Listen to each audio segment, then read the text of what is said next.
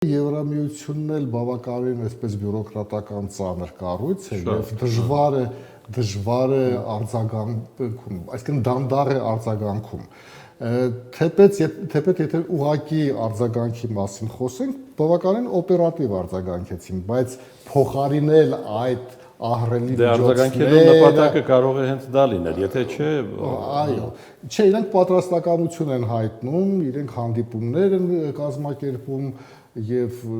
ես որպես կազմակերպության ղեկավար ինքս էլ գիտեմ եւ իմ հետ են հանդիպումներ եղել տարբեր եվրոպական երկրներից, առանցին երկրները նույնպես ակտիվացել են, նույն Ֆրանսիան է ակտիվացել եւ բայց ամեն դեպքում նոր ծրագրերի այսպես հայտարարումը կարող է լինել մյուս տարի։ Իսկ մինչև մյուս տարի պետք է ապրել եւ պետք է հաղթահարել այդ բարդությունները եւ պետք է ասել, որ հենց Հայաստանի ներսում նույն ազատության բացակայությունը, եթե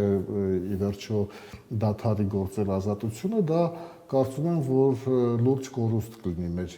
լրատվական դաշտի համար, այնպիսի երկրներում, ինչպիսին Հայաստանն է, այդ տիպի լրատվամիջոցի կարիքը միշտ կա։